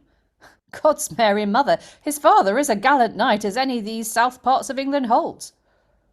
He cannot compare with his son, though, if he were right Donsel del Phoebus, or the very knight of the sun himself, yet this knight shall unhorse him. When was he made a knight, Will? Harry, in this last action, I can assure you, there was hot service. and some on them came so near him they'd like to smell on it. But when all was done, the poor gentleman was pitifully wounded in the back parts, as may appear by the scar, if his knightship would but untrust there. But who knighted him, William? That big Ned here, and he has earned it too, for I am sure this 2 year he has been lashed for his learning. Ha! How? Come hither, Ned. Is this true? It is, my lord, and I hope your highness will confirm my deed. Confirm it? God's holy mother, what shrewd boys are these! Cranmer and Ty, do ye observe the prince? Now, by my crown, young Ned, thou hast honoured me. I like thy kingly spirit that loves to see thy friends advance to types of dignity. Young knight, come hither. What the prince hath done, we here confirm. Be still, Sir Edward Browne. But hear ye, Ned, now ye have made him knight, you must give him some living, or else 'tis nothing. Ay, by my troth, he is now but a knight under forma papris, for a knight without a living is no better than an ordinary gallant. Well, what will ye give him, Ned? When I've heard of something that may do him good, I will entreat your majesty for him, and in the meantime, from mine own allowance, I'll maintain him. 'Tis well said. But for your sake, son Edward, we'll provide for him. Cranmer, see presently a patent drawn, wherein we'll confirm to him from our exchequer 1,000 marks a year. Thank your majesty, and as I am true knight, I'll fight and die for ye. Now, if your tutors come to whip ye, you may choose whether you'll untrust by the order of arms. Well, Ned, see ye ply your learning, and let's have no more knights made in this action. Look to him, Browne. If he loiter, his tutors will have you up for it. I hope, my lord, they dare not whip me now. By Our Lady, sir, that's doubtful. If they do, he shall make thee a lord, and then they dare not. Well, Cranmer, we'll leave ye. When your pupil has done his task, ye set him now. Let him come and visit us. On, gentlemen, into the gallery. Heaven keep your majesty. Gentlemen, draw near. And exit the king. Good morrow to your grace. Good morrow, tutors. At noon 'tis good even, is't not? We saw not your grace today. Oh, ye quit me cunningly for my truantship that I was not at my book today. But I've thought of that. Ye read last night, I assure ye. We doubt it not, fair prince, lords, gentlemen, give leave. All void the room, there's but scholars and fools.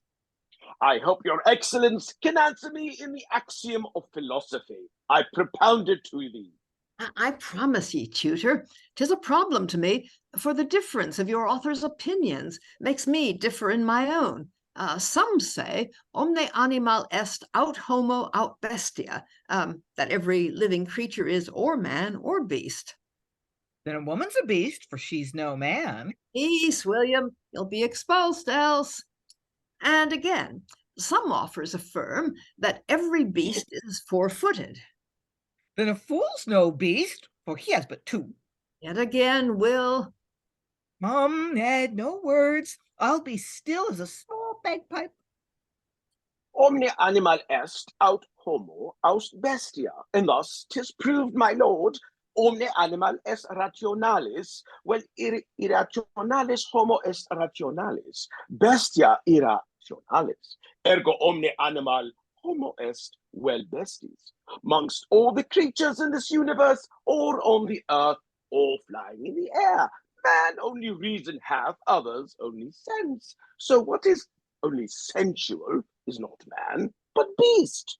For man sense and reason have. So every creature having one of these is sure or man or best, and though all beasts are not four-footed. That's certain, for a louse has 6.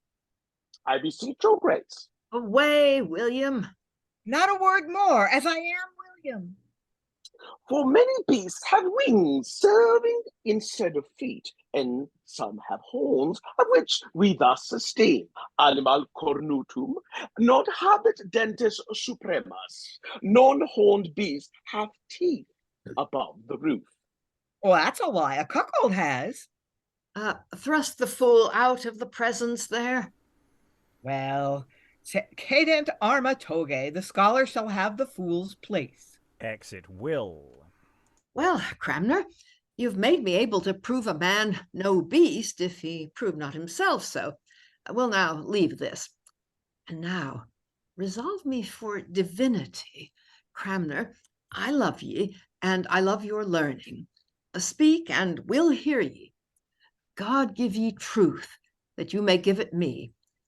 This land, you know, stands wavering in her faith betwixt the papists and the Protestants.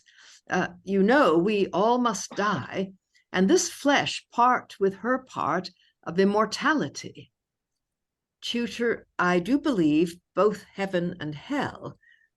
Do you know any third place for the soul's abode called purgatory, as some would have me think? For from my sister Mary and her tutors, I've oft received letters to that purpose. I love ye, Cranmer, and shall believe whate'er ye speak. Therefore I charge ye, tell the truth. How thinks your grace? Is there a place of purgatory, or no?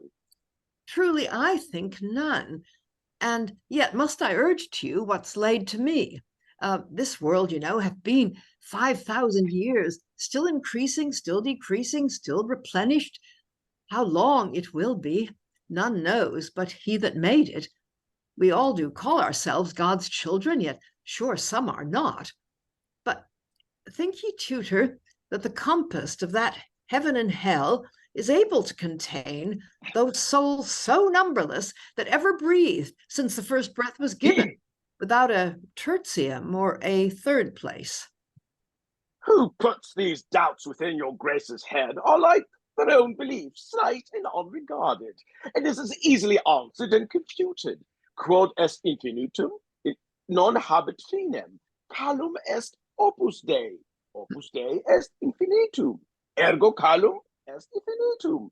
That which is infinite hath no end at all. For that eternity, that everlasting essence that did concord heaven, earth, and hell to be, is of himself. Heaven and hell are so. His power, his works, and words do witness it. For what is infinite hath in itself no end. Then must the heavens, which is his glorious seat, be incomprehensible, containing him. And that what should need a third place to contain a world of infinites so vast and made. I thank ye, Cranmer, and do believe ye. What other proofs have been maintained to me, or shall be, you shall know, and aid me in them. Enough for this time. Who's there? Dr. Tye, our music lecturer. Pray draw near. Indeed, I take much delight in thee. In music may your grace ever delight, though not in me. Music is fit for kings, and not for those knows not the chime of strings. Truly, I love it.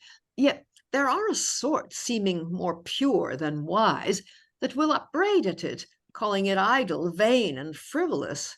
Your grace hath said, indeed, they do upbraid that term it so, and those that do are such as in themselves no happy concords hold. All music jars with them, no, but sounds as good. But would your grace a while be patient in music's praise, thus will I better it. Music is heavenly, for in heaven is music, for there the seraphim do sing continually.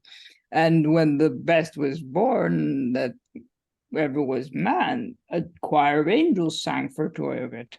What of celestial was revealed to man was much of music. 'Tis said the beasts did worship and sang before the deity supernal. The kingly prophet sang before the ark, and with his music charmed the heart of soul. And if the poet fail us not, my lord, the dulcet tongue of music made the stones to move, irrational beast, and birds to dance, and last the trumpet's music shall awake the dead, and clothe their naked bodies in coats of flesh, to appear in that high house of parliament, when those that gnash their teeth at music's sound shall make their that place where music ne'er was found. Thou givest it perfect life, skilful doctor. I thank thee for the honoured praise thou givest it. I pray thee, let's hear it too. Ready for your grace. Give breath loud to your loud-tuned instruments. And there is loud music. Ah, 'tis well. Methinks in this sound I prove a complete age. As music, so is man, governed by stops, awed by dividing notes, sometimes aloft, sometimes below. And when he hath attained his high and lofty pitch, breathed his sharpest and most shrillest air, yet at length 'tis gone, and falls down flat to his conclusion. And softer music. Another sweetness and harmonious sound, a milder strain, another kind agreement, yet mongst these many strings be one untuned, or jarreth low or higher than his course, not keeping steady mean amongst the rest, corrupts them all. So doth bad men the best. Enough, let voices now delight his princely care. And now a song. We have no lyrics. Doctor, I thank you, and commend your cunning. I oft have heard my father merrily speak in your high praise, and thus his highness saith, England, one God, one truth, one doctor hath for music's art, and that is Dr. Tye, admired for skill in music's harmony.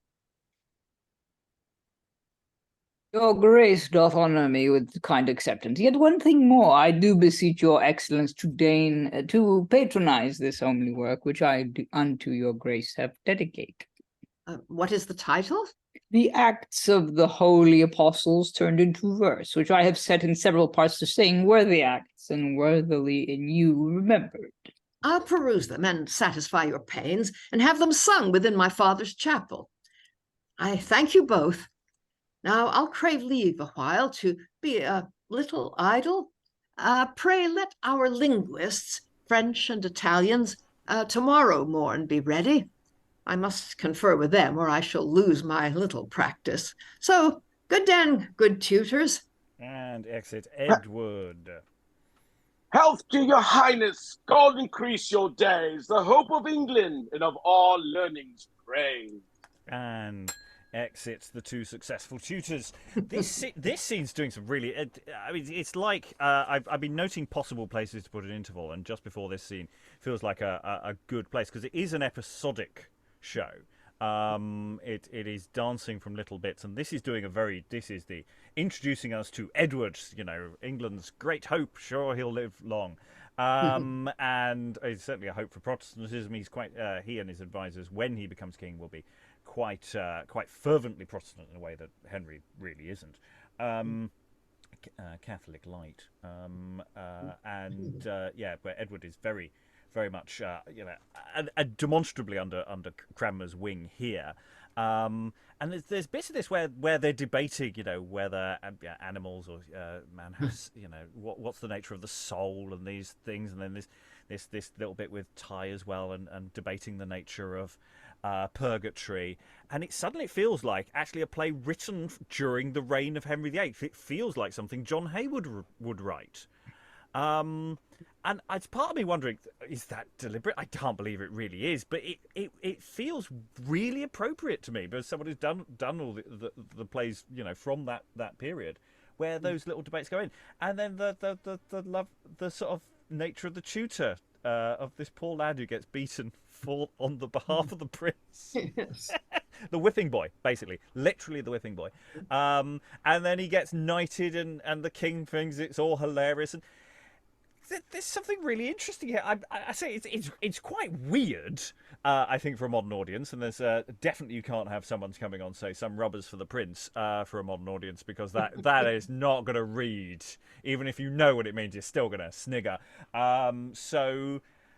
But as a little snippet of an idea of Edward and the idea of teaching and practice, I really love that scene. I really do. I appreciate it. It may be a bit of a slow start to a second half of a show, But it does set out a very different stall to what we had in the rest of the play. Thoughts from the room, Lois?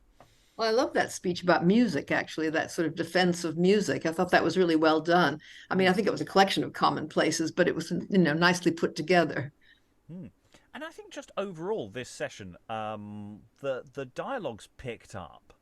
I think we definitely felt the last session it was a lot flatter. And this session I have been picking out occasional lines going, oh, I like that. So I don't know, maybe you just didn't get into it. Maybe there's more than one hand in this text, and that we've hit an episode that somebody else got farmed, because it is episodic, so it is farmable out in a way that some more complicated text might be. I'm not saying it is definitely by a different author, but that it feels possible. Or just to say, he's just got his eye in, and it's just picked up a bit. Eric? I have to say, I didn't really feel very sad for Edward. It's like, oh, I feel your pain for being whipped. I'm so sorry. I will do it again, but it doesn't matter. It's good for you. For you, yeah.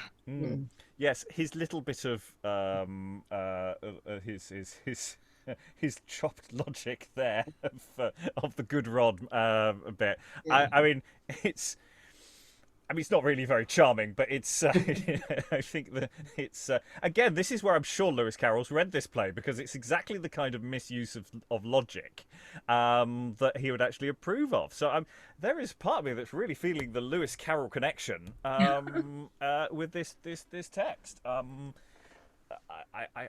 can't believe for a second he did actually read it, but it's not impossible. But it's a weird series of coincidences that I'm enjoying. Other thoughts about this scene? And so it feels like at the beginning of something rather than where we felt like we've underlined the previous episodes now and gone forward. Lynn?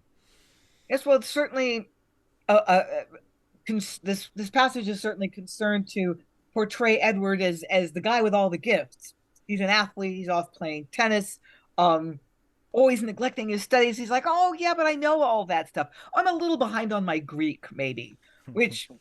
Yeah, it's a way of saying basically I'm super smart, because most young men or young male aristocrats were educated in Latin, but Greek was still fairly rarefied. So the fact that he's even studying Greek authors, and he's a musician, and so he's super smart and he's super athletic, and Edward, he's so wonderful. Yeah, which is exactly the job it's trying to do with Henry, but in a slightly different way. And Henry does, have his faults, and the play is sort of nudging on the whole. His theology wasn't exactly right, but look, he gave us Edward, he gave us, and also fair Elizabeth gets a decent little nudge earlier as being obviously quite fair. Mary, I don't think gets a fair. Especially as there's more than one Mary in this play already, so they probably don't want to go into that too much. Eric? Yeah, I think you were right about you were right about Will's sort of political role as a sort of, because he does make all these side comments. It's like, yeah, well, because since if the rod is good for you, then make him have it, as in like the prince, which was kind of drew my attention, which is interesting. I mean, saying that to a prince in front of other people would have been kind of I can't find the line, but I mean, I imagine it would have been quite what do you call it, a challenge to power, I guess. Other thoughts before we go into final thoughts, which we're sort of, I think, poised to do now. It has the advantages and the disadvantage of an episodic structure, in the sense that there are plenty of places you could put an interval for a modern production, and the sense that you can focus in on certain things and focus out, and the mood changes and the energy changes in different ways. So it's all doing some fun stuff, and I'd definitely say it feels a bit funner today than it did the last session. I'm still not saying this is the greatest piece of work in the universe, but it definitely has more oomph to it, and if we can get over perhaps that some of the issues we had last time to connect with this, I think there's definitely more legs on this than before. We still need to reduce the number of characters. Far too many random people turning up, but we're increasingly getting a sense of who's important and who isn't. And we might be able to rationalise some of them down.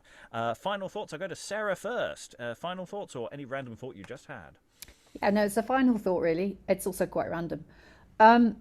We have a festival here where I live.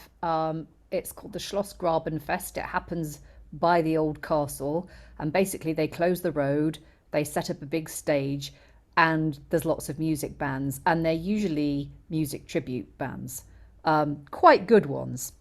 And they do it over one of the May bank holiday weekends, and this is really reminding me of it, weirdly. It's like today's play section especially, it's like one of those big outdoor bank holiday entertainments where it's free and everybody just turns up and has a great time, and it's like you've got your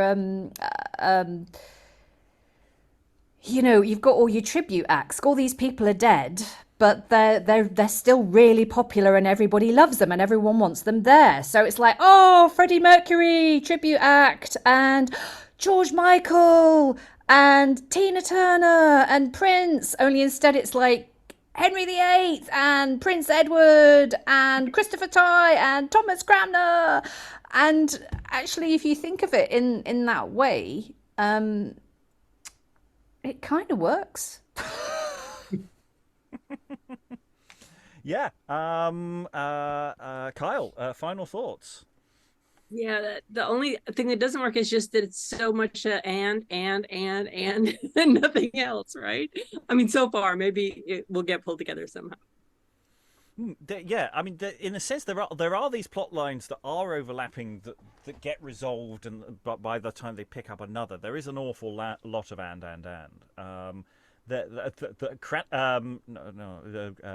Wolsey is sitting there as a big butt at the moment, as to be said, in many potential ways. But yeah, in that sense, there is a little bit of a through line. But in a sense, I don't know. Does Henry develop as a character? Has he developed, or is he just slightly different? And is that this thing? But within Sarah's context, that is just a series of ands, isn't it? And that's there is pleasure to be had from that. It's just you have to be very careful how you tie all those ands together, as it were. Alan, any final thoughts? The more it goes on, the more I'm wondering whether, in fact, this is two plays that have got mashed together. Because the stuff that involves Henry, his sister Mary, Charles Suffolk, and Wolsey all seems to centre around 1515 or thereabouts, including Field of the Cloth of Gold, including the French marriage, the remarriage to Suffolk, and so on. And then you've got all of the other stuff which has been brought in, which is dealing with Jane Seymour, Edward, and so on, which feels rather different. I'm just wondering whether it was a committee job and it was two pieces that got sort of banjaxed in together. I don't know. It feels all too well interconnected. That's the problem. Is that there are scenes that overlap between them. They're not straightforwardly compartmentalized in that sense. And I mean, it's not to say you couldn't take two plays and swinch them together, but I think the joins would show more. And I don't see the joins. This feels constructed with malice aforethought. Whether you think it was a good idea or not is another matter. Because I say okay, there's occasional slightly clunky bits where they turn a corner and turn a page of the narrative, but all of these narratives, they're not happening one after the other in that sense. They are interlinked, scene by scene.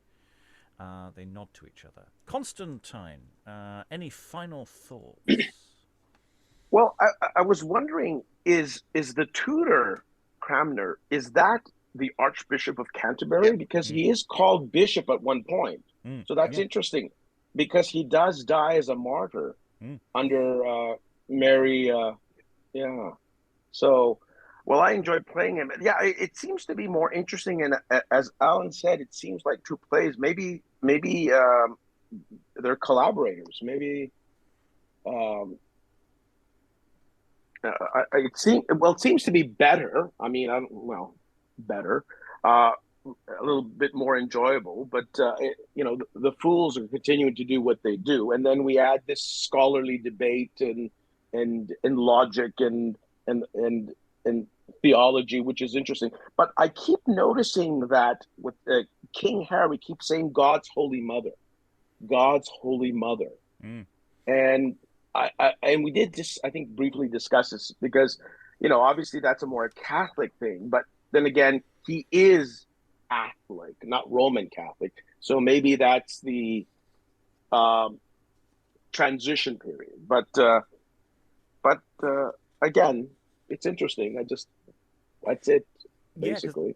Yeah, because they positioned Wolsey as an oppositional figure to Cranmer, and because he says earlier, he's going to send the prince down the wrong way. He's been there as the tutor, and it's that there is theological differences between the king and his son and his children, and the play isn't bypassing and isn't going not talk about that. It is actually addressing it to a larger degree than you might just a few years earlier, when not all of this would have been totally verboten. So it is doing interesting things with that, especially if the point because it's written somewhere 1604 into 5, when James is dithering over precisely how Catholic or Protestant the country will be under his rule, has sort of flip-flopped a bit.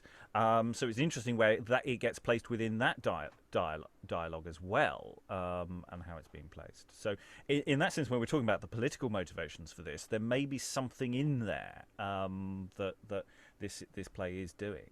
And again, what Will is doing is still forever this sort of question. Eric, any final thoughts? Well, also we had I think well, it's probably not out yet, or I don't know, is it out yet? I don't know. I mean the video. I have questions. The triumph at Oxford, the King's triumph at Oxford, where after his coronation he went to Oxford, or I'm assuming it was after his coronation, where yes. He had to sit through all these religious and political debates, as a form of entertainment / punishment for being king. This religious debate stuff reminded me a bit of that. Then if you take out the religious debate, it reminded me of it's a compilation album of Henry's greatest hits kind of thing. Maybe I don't know. Yes, there are elements of the way certain disputations function in here. Certainly not as never-ending as James would have sat through, because for that particular visit to Oxford, he sat through an awful lot of dialectic, and dialectic just doesn't end. It's just a back and forth between people until someone blows the whistle and everyone moves on. But apparently James enjoyed it, so bully for him. Whereas this has these are asking for proofs. It's a slightly different form of debate. They are looking to prove something by the end of it. Lois, any final thoughts?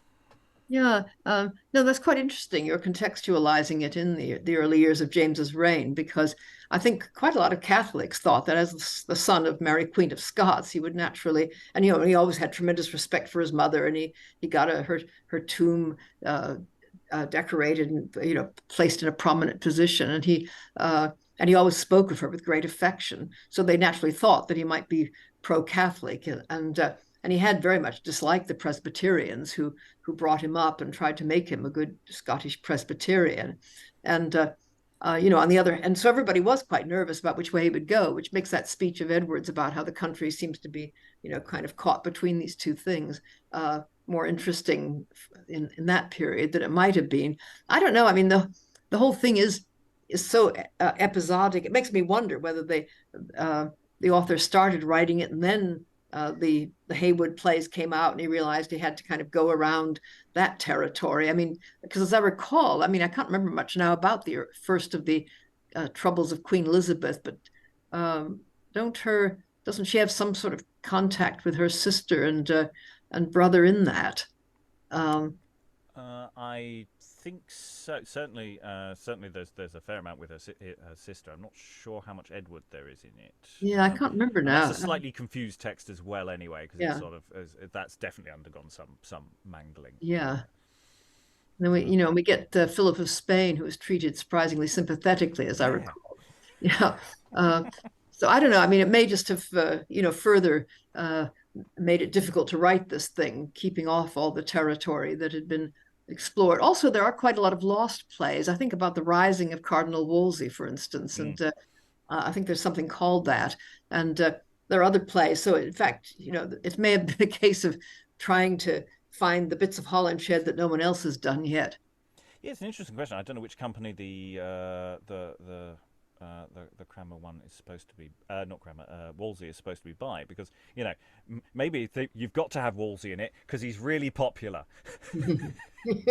They'll come. We've written another Wolsey play. We're doing all the bits that didn't happen. Yeah. I don't know whether that matches with the companies. I would have to look that up. But I like that as an idea. Lynn, any final thoughts? I'm still inclined to go with my contrarian reading of this, that this is really a play about an emotionally unstable, narcissistic, unpredictable, dangerous, unfit game. That's how you tie all that weird behavior of like, I'm going to have you executed for marrying my sister without my permission. Just kidding. Love you guys. He's crazy. Yeah. That would be that's still my temptation for a take on it. What we do with Edward, I don't know. I don't find the portrayal of him as this sort of little god on earth particularly persuasive, so I might cut a bunch of that. I don't know. We'd have to. I will see what happens tomorrow, but I'm still kind of going with that I want to do something that the play is not trying to do. And I think today's actually given you material for that, much more so than actually last session. I think there's a mercurial quality to Henry that because he just keeps shifting. Oh, I just found out that someone from my household and someone from Wolsey's household are actually doing the wrong thing, and I'm going to correct that justice. But he doesn't address the systemic problems that make that kind of corruption possible. It's just a sheer coincidence that he runs into them. But we're supposed to admire him for righting the wrongs. But he doesn't look at okay, how did this happen? How do we keep it from happening again? He sort of lives in the moment and doesn't see the bigger picture. And he, it's that speech about, the king worked so hard to govern well, and then everything falls apart. When you get to the bottom feeders, that strikes me as really, really hollow. Right. Well, we've gone through 2/3. We've got a bit more of the play to go. We're going to find out how it all goes for Henry and his folk as we go forward and backwards simultaneously in history. So all that remains, thank all the wonderful readers. You too can become a reader. There are sign-up forms every week. Just go to our website, beyondshakespeare.org. There's a sign-up form usually available on our Get Involved pages. So you too can join us if you so wish, or you can just continue watching from a distance. That's entirely up to you. All that remains is thank all the wonderful readers for all their wonderful reading. Thank you very much, everyone, and goodbye. I'll be as still as a small bagpipe.